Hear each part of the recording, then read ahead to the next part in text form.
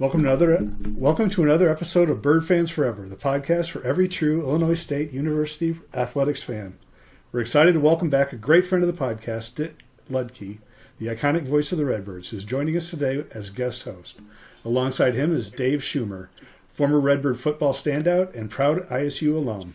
They'll take us through unforgettable Redbird moments and share stories. You won't want to miss this Redbird-packed episode.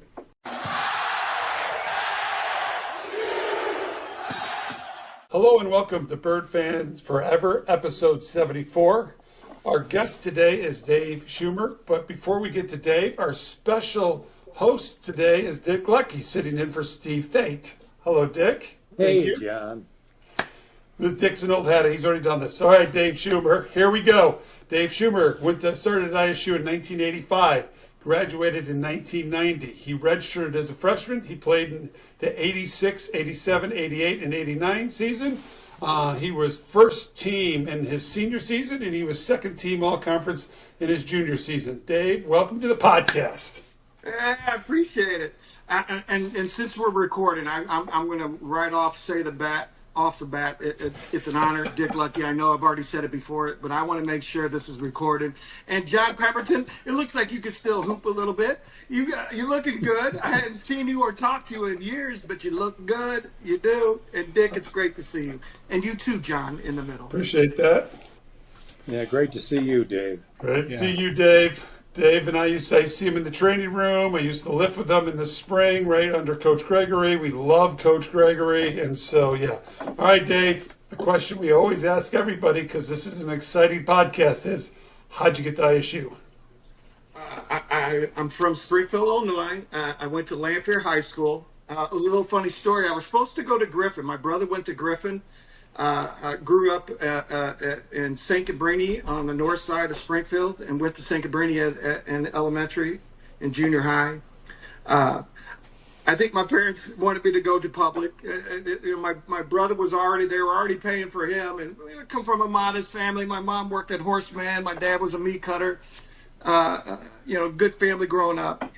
My time at Lanphier was great. I was introduced to wrestling, and I took off on that. Being a first-time wrestler as a freshman, and then I had good coaches around me. So Lyle Wynn was my head football coach. Jim Garner was my wrestling coach. Both of them great role models. Both of them great mentors.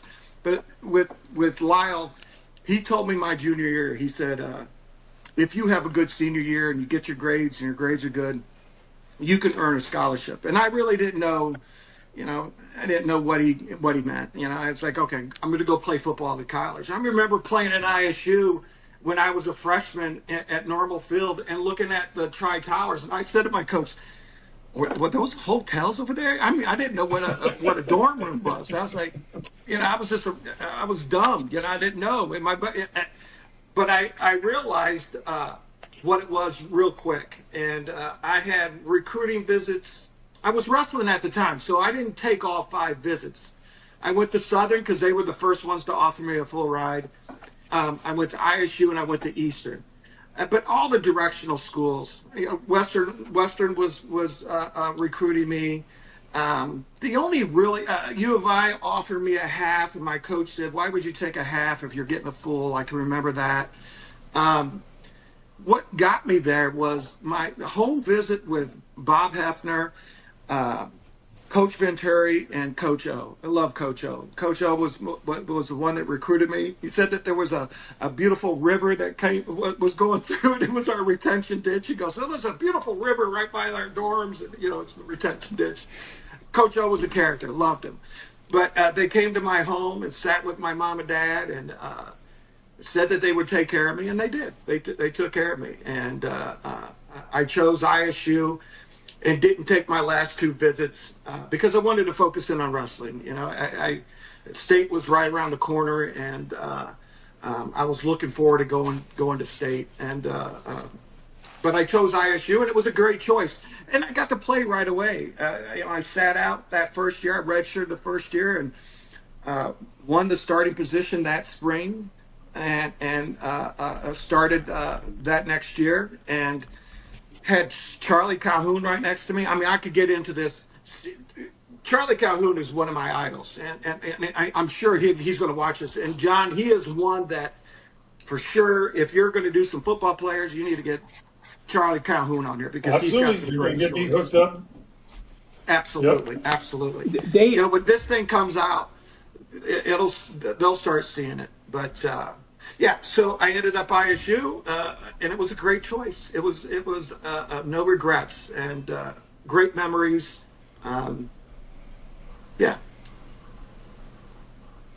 Dave, you were an outstanding high school footballer, but maybe even a better wrestler. You were third in the state as a senior. So did you think about being a college wrestler instead of a college football player?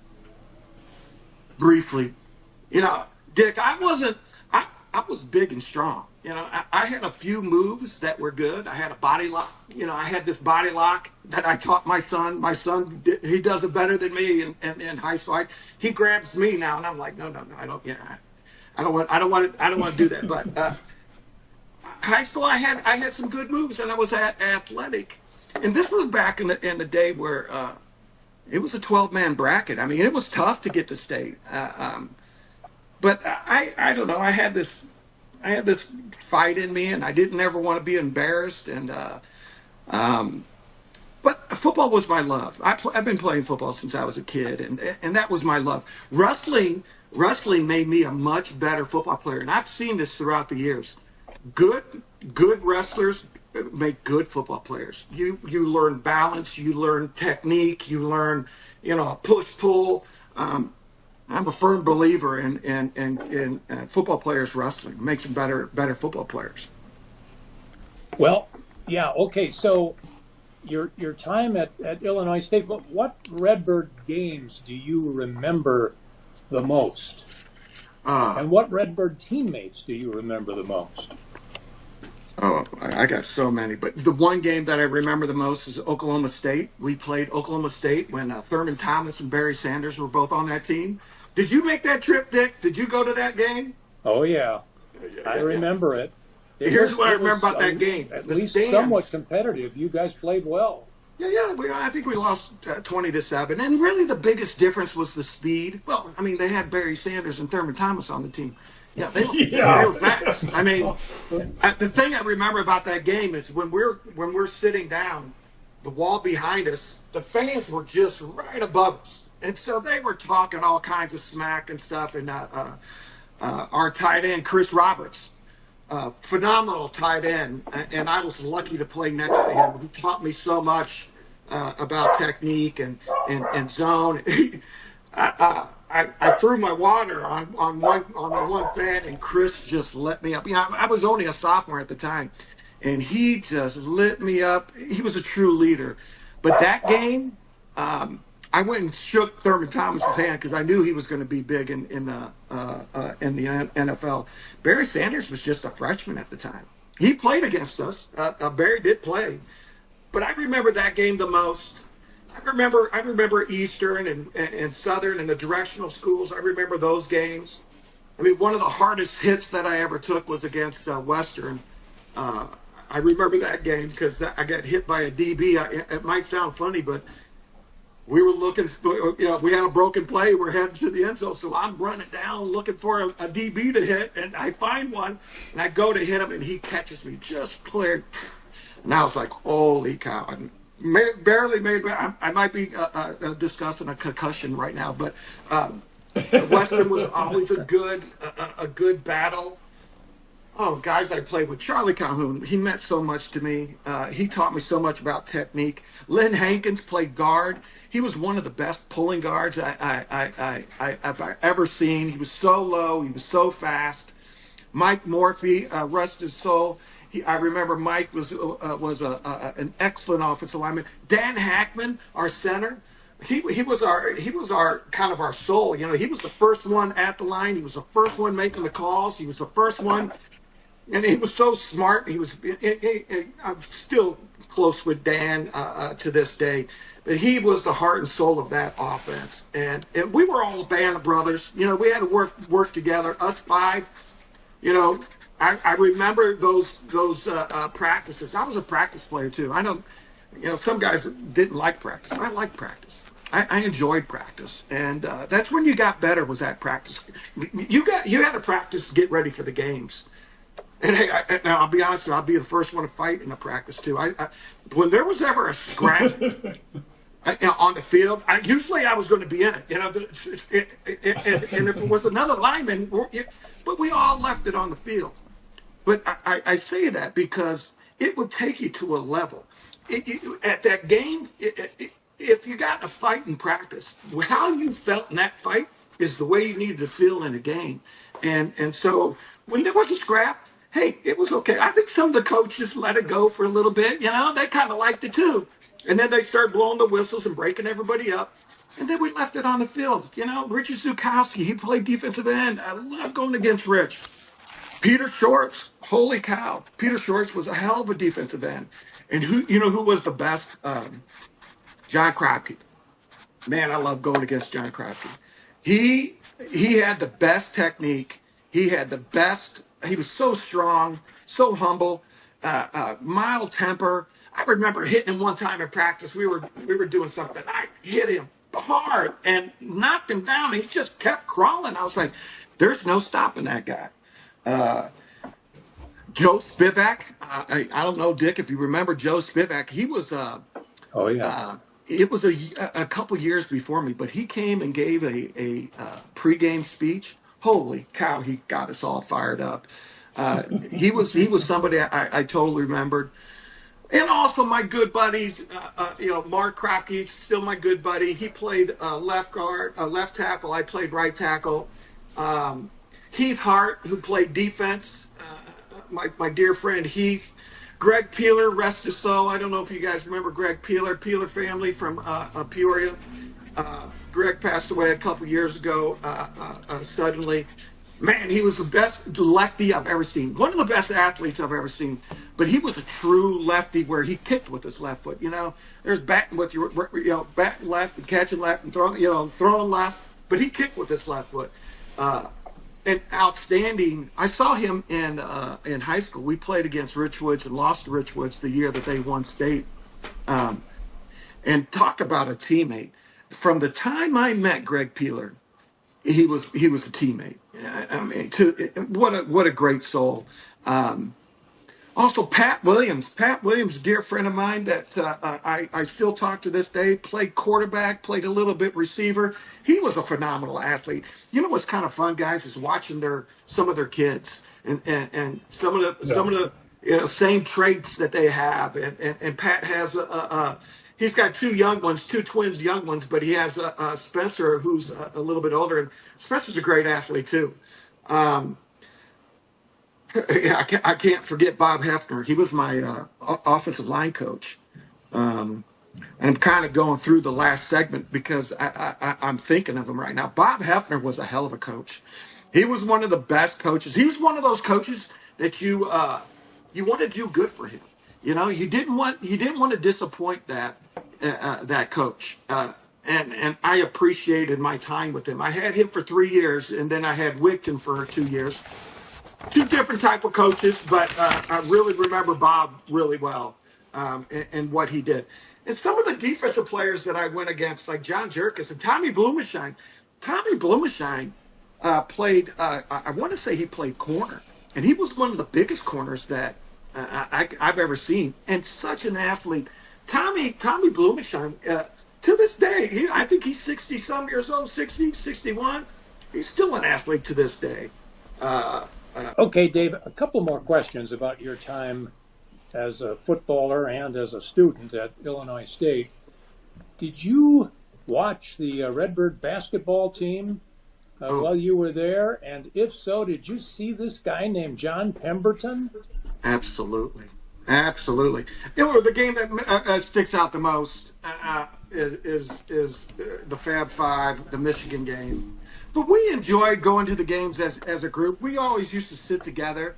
I didn't go to all of them, but hey, we saw each other all the time in the training room when we were getting taped, or we were getting, we were comrades and Redbirds all together because we were our lockers were housed together. But Yeah, absolutely. Hey, I went to ISU during basketball time. It was known for basketball when I went there, and I knew that. I knew that, but I didn't realize that until I got there. But hey, I knew a lot of the guys.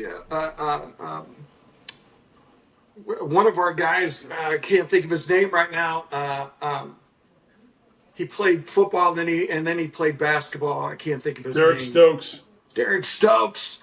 Derek Stokes, I yeah, think from yeah. Rockford, Illinois. Great athlete. I Rockford, remember Illinois. battling him. Yeah, Derek Stokes played, and yeah, we followed each other. Yeah, absolutely. Yeah.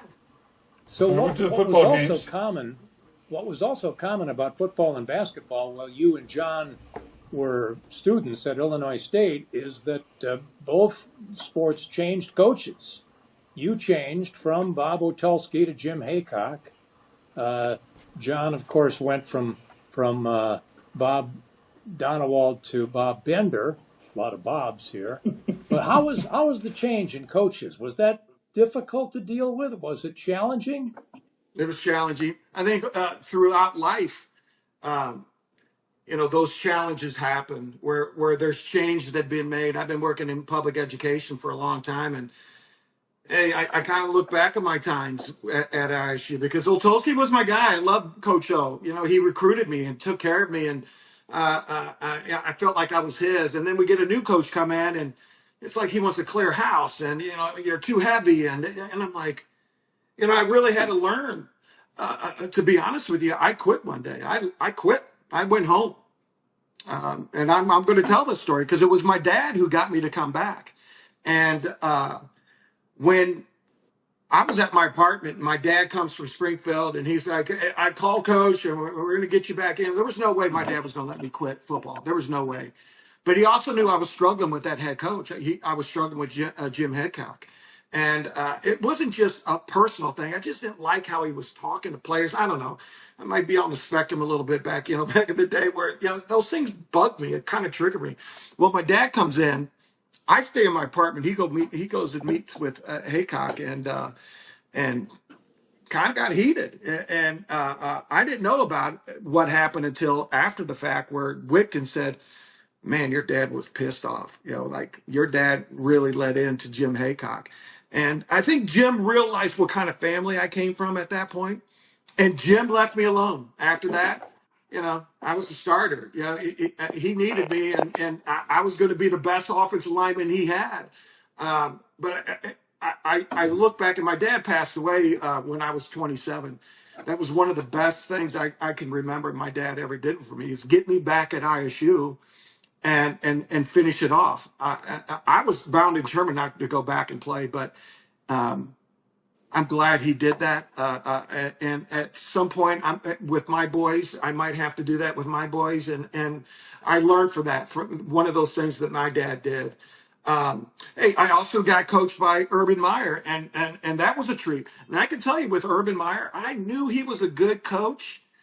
He coached the tight ends my senior year, so I worked with him, and he knew I was good. I was the veteran, and I had expectations with the tight ends, just like I had expectations with the guard, who was Eric Liddell. I embraced Eric because Charlie did that for me, and the people I played, those mentors that I played next to. There was a nonverbal communication with your body. I did the same thing with Eric Liddell when he played guard and I played right tackle. Even with the tight ends. Oh, there's a tight end that I played with, Brian Brown. I think Brian Brown works for he's still in Bloomington Normal, but I expected that out of Brian Brown. Is there's a certain aggressiveness that needs to happen in a certain field. But back to Urban Meyer, I knew he was a good coach back then. I didn't know he was going to be, blow up like he did, but he was a good coach. He had a little bit of this with Haycock too. I remember some stories, and I can't validate the stories, but I just knew that he had a little rub. And then all of a sudden he's on TV at Notre Dame. I'm like, God, there's Urban Meyer. He was assistant coach at Notre Dame, and I think from there that's where he took off to Utah. And then to Miami, and then University of Ohio. So I did have that experience, and I thought that was a really good experience. Position coach, Wickham was a good guy. He was good. He wasn't no Bob Hefner, but Coach Wickham was a good guy. And some of the other coaches were good too. Yeah, I got fond memories of my junior senior year. I'm glad I went back and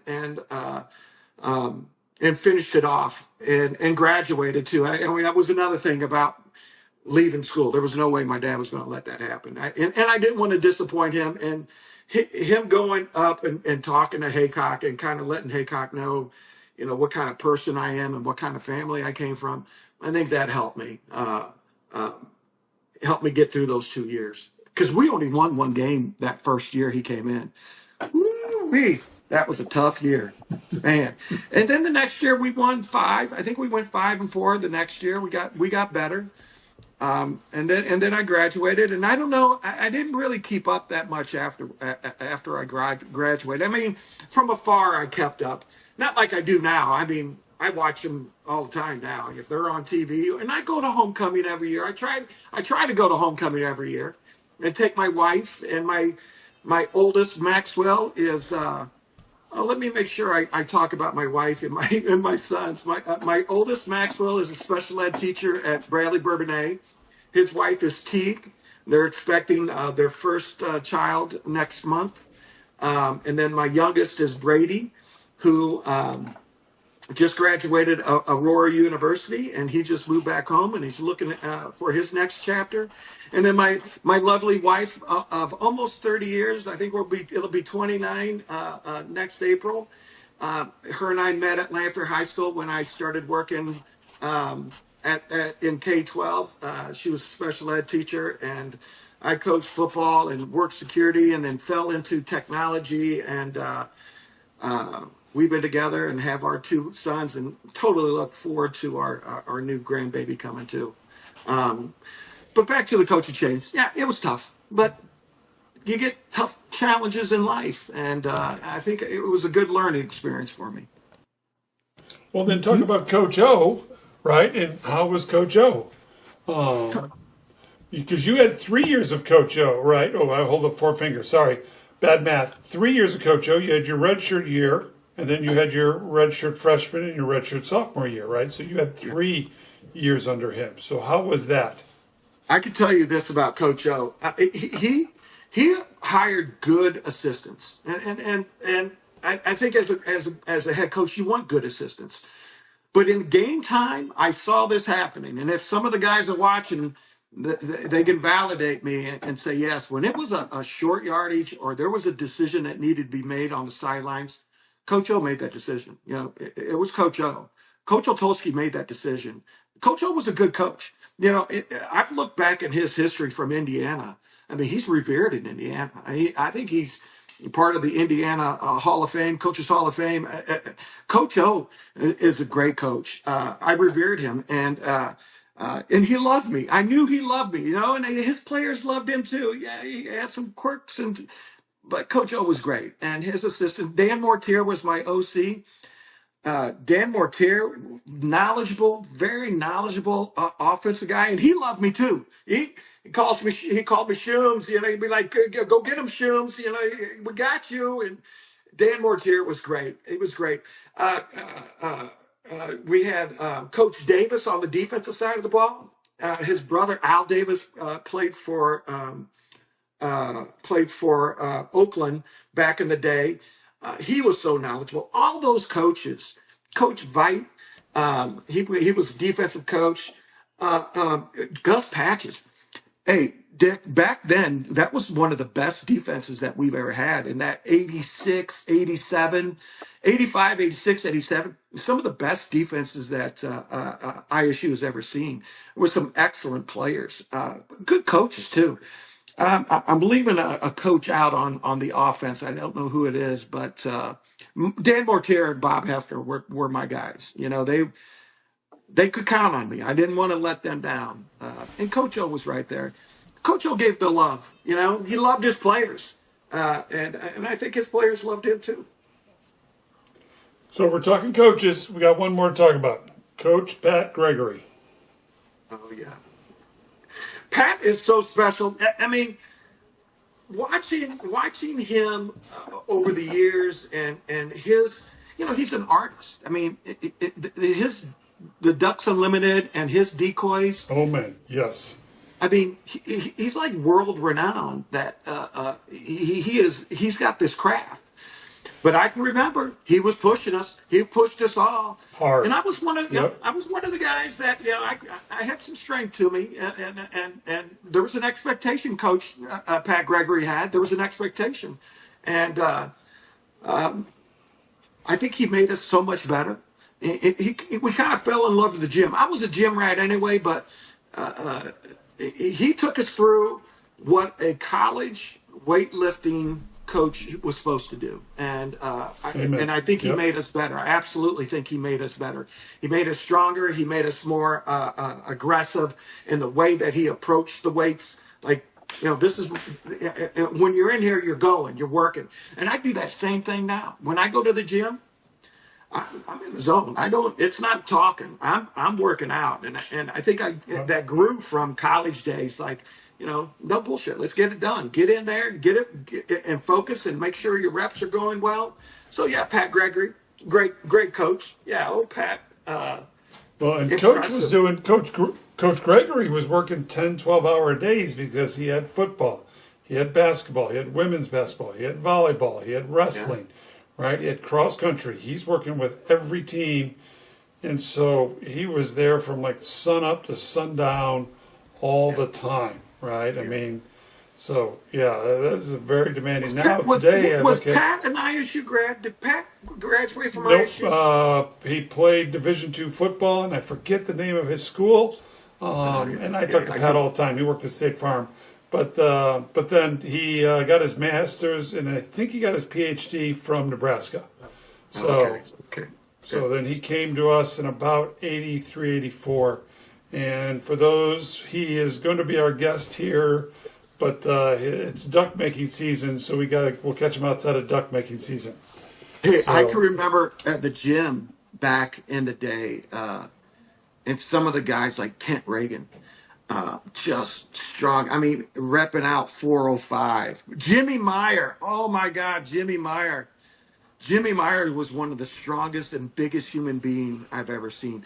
I can remember seeing Jimmy, and if he watches this, I'm not being disrespectful, but he was so big that his face mask, it's like his nose touched his face mask. His helmet fit just right on his head. I was like, dang, that is one big individual. Jimmy played in the league for a while too, and he was one of my idols. Watching him in the weight room, throwing around 315, and I'm like, man, impressive. Some of the guys, Mike Benatursky, he played next to Jimmy. Oh my God, he was strong. That they kind of set the tone. When I was a freshman and I was a redshirt freshman, those linemen, they set the tone. Like, hey, there's a level that you got to be. And Pat Gregory got those guys. Pat Gregory knows amen. all of those guys. Absolutely knows them. Amen. From Daryl Crouch, and I want to talk more about Daryl, because Daryl was the right tackle, and then when Daryl graduated, I stepped in. Hey, Daryl Crouch is one of those guys that they'll name a building after. He's done so much for football in Washington, Illinois. He could get a building named after him. I mean, he has taken coaching. He took coaching to a different level. But it was Daryl, and then Charlie Calhoun was there, and then Rodenhausen, I think his name was the center. This is when I redshirted. And then there was Benatursky and Jimmy Meyer. That left side was a beast. That was their strong side, was that left side. But it started in the weight room too, and that was Pat Gregory Agreed. made that happen. Pat Gregory, yep. Well, Dave, you talked just a little bit ago about your experience as a coach after you played for several coaches. Did you think about coaching when you were at Illinois State as a player? And tell us a little bit about your career as a football coach, how much you've enjoyed it and how it's been for you. No, I didn't think about it, but Lanphier High School, my high school that I graduated with, had a coaching change, and John Oakes, Hall of Famer, Illinois Hall of Fame coach, wanted me. He wanted me to come coach, And he wasn't from the north side. I was from the north side of Springfield. And I just talked to him 2 nights ago. He gave my life direction. After college, I was hoping pro would happen and never did. And I really didn't have any direction. I didn't know what I was going to do. I had this degree in communications, and Jon gave me direction. And I love him for that. And I met my wife, and I got, that I've been together with, and our children. And Jon brought me in, and I fell in love with that coaching. And I learned from those guys. Those were my mentors were Jim Cozzolino and John Oakes, along with Lyle Wynn and Jim Gardner. But we had a great coaching staff, and we really shook we got entered in the Central State 8 that first year in the Central State 8. This is that video that I post, Jon. There's a video. Dick, you might like this video. I'll send it to you. But it's the first year of the Central State 8, and we beat Sacred Heart Griffin at home. Great game, and this documentary goes through that whole thing. And I look back on that, of those lives that we were coaching, those kids. They remember that. They remember that for the rest of their lives. And I try to have that same feeling now when I coach Piatone. Hey, these guys, I want to make sure that I'm giving them good, solid coaching, good technique, and how you do it properly, because they're going to remember that. I remember my high school days, and not a lot of kids get to go to college. Not a lot of them play in college. And now my boys are entering the coaching realm in wrestling. And I give them good advice. I said, hey, they listen to you. Make sure you're giving them good pointers. Make sure that you're coaching well. Make sure that you're doing what my coaches did. And they were lucky because they had some good coaches. Good coaches make a difference in kids' lives. Hey, I'm all about that. That with a young mind coming in and they're listening to you. Make sure that you do a good job. Make sure that you're giving it, because it's not about the coach. The coach, it's about the kid. This is one thing that Jon was a player's coach. He always he would never kick a kid off. If a kid got in trouble, there would be consequences, and it was up to the student athlete to get those consequences done. But he would never kick anybody off. And I always remember that throughout the years that, people need second chances at times. People make mistakes. And I'm not talking about smoking pot on the back of the bus or anything, but I'm saying, kids make mistakes. Jon, if I learned one thing from Jon, is that people need second chances. But that first year, this is my third year of coaching at Lanford when we beat Sacred Heart Griffin. Holy cow. And then we saw them in the second round of playoffs and lost to them in the second round of playoffs. I look back in those days, holy cow, I was lucky. I was lucky that John Oakes brought me into that. And Jim Cozzolino, who was the defensive coordinator, Jim Cozzolino, great. And then Tommy Vose. Tommy Vose played at Eastern, and he was about 4 years older than me. That was part of Jon's staff, and I was a key opponent in Jon's staff. We coached the JV. In our last 2 years together, we were undefeated. We made sure that we gave those varsity coaches good, talented, young kids that were coming in as juniors. Tommy and I became close friends after coaching together. And then I coached up in Chicago for a while for Robert Lane. We had a good staff there too. Oh, and his son Ray and Jesse Kickard. This is when I worked for Edison Schools up in Chicago. It's a charter school, and I was their technology person up there and volunteered coaching. We shocked people. This was Southside kids that really didn't know how to play football. But we taught them how to down block. Down block's the easiest block. We taught them how to make piles. We taught them how to hit the sled with intensity. And we shocked people. That was a great coaching staff, too. I look back on those years, being able to be a part of a staff that made a difference. And a lot of those kids that we coached, I see them on Facebook to this day. They remember those days. They remember going to the playoffs. When we were in Chicago, we went to the playoffs 2 years in a row. And they will always remember that. So now being at Piatone, and the kids are great at Piatone. Oh, They listen. They're just great kids, and the coaching staff's young, and they're energetic, and they're excited about this year. And I think we can get these kids to believe. I see it already. We had a scrimmage at Mantino, and Clifton came to scrimmage us, and so did Moments, and was storming. And I was like, oh, they're going to call this off.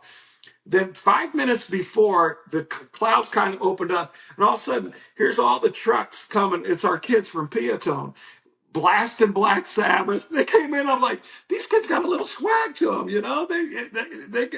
They're all bros. They all stick together, and I love that. I love watching that stuff, and I love their success. It's really. It's one of the things we start Monday night. I spent the summer with them in early mornings, and then this coming Monday football starts 4 o'clock practice. So I can't wait. It's going to be a new routine for me. You know, I haven't coached in so long. It's been about 12 years since I coached, so I'm totally looking forward to it. You talked, Dave, about the impact that the coaches you played for had on you, and it was significant, especially with some of them. And now I assume you think rather nicely about the impact you're having on so many, the impact you've had and the impact you're about to have on so many kids. How good does that make you feel? It's not about me. I mean, it makes me feel good, but it's not about me. I want to see their success. You know, I look at people like Daryl Crouch, who coached at Washington, and the difference he made. You know, I could make a difference. I want to make a difference. I don't want to just be a body over there. And the head football coach, Coach Tolley, he's an offensive lineman. So me and him mesh really good together. When I first met him a few months ago, and I said, "Hey, I want to volunteer." I saw him in the high school, and we clicked right off the bat because we were both linemen. You know, he was asking me about technique, and I was like, "Oh, double team, you got to push your hip." He goes, "Enough said, enough said. Yeah, you're great." And I just want to make a difference for him. You know, I'm not taking over, and I don't make it about me, Dick. It's about them. I want to see them succeed, and I'll enjoy watching their success. Yeah, I get to run the sled. I'm a big sled guy. I love the sled, and I love to do it intense. And I want kids to grunt, and I want them to, you know, they need to hit it with purpose. And they let me do that. Hey, if I could just coach the sled, I'm great just to see them progress. And I get the whole team. I've done the whole team, and we do it with purpose, intense. It is up here, and the other coaches love it too. I want to be a good impact on all those coaches there, all those young coaches that are making a difference. You know, I tell them, hey, you guys make a difference. I'm all about affirming. I like to affirm and say, you know, when coaches are doing good or kids are doing good, I want to say that's how you do it. That's exactly what you need to do. And then if I got to coach them up a little bit, hey, you got to put that arm down. And if I got to tell them 3 times, I'll say, hey, this is the 4th time I got to tell you, put the arm down. And they usually keep it down, you know, if they're in their stance or they're not stepping right. Because offensive line's all about technique, and it's all about step. It's all about keeping low. It's all about getting your head to play side. And I just try to give them good technique so they can be successful on the field. And game time. Hey, I'm excited about this season. They're going to be on the 2A, 3A bubble. Like, coach thinks there's about 10, 20 students could go either way. You know, they can't find out, but we don't find out until the end of the season. But we're crossing our fingers that we could make some noise in 2A, possibly 3A too. But you know, we got kids going both ways, and you know, against Moments, I went up to those 2A players. I said, "You guys got to be in shape." I said, "You know, you're going to be seeing the field a lot." And you know, it's a small school. It's only the whole district's got 1,500 kids in it. So we're hoping 2A, but if it goes 3A, I'm already talking playoffs, and we haven't even started the season. But I got some excitement, just like the other coaches. If we can get these kids to believe, I think the coaches believe, but if we get the kids to believe, keep an eye on Peatone this year, Dick Lucky. Yeah, keep an eye on Peatone. They might make some noise.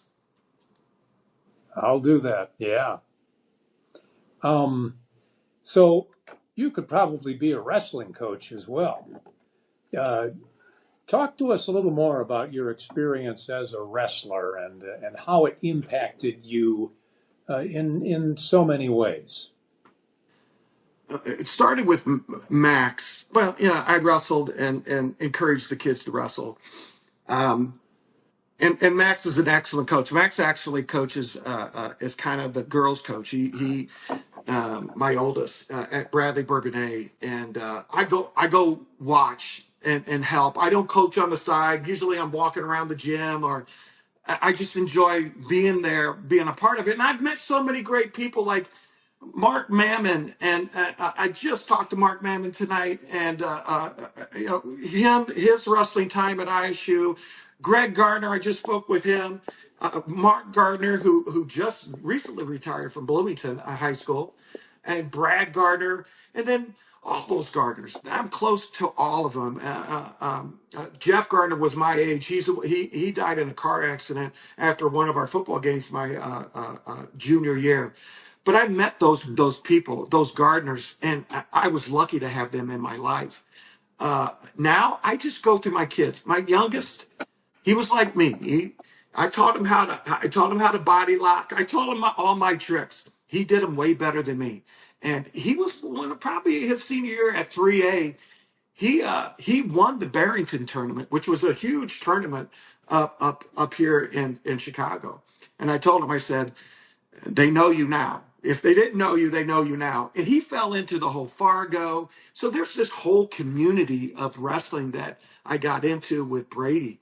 We traveled all the way up to Fargo, North Carolina, watched him wrestle there. He wrestled down in Florida.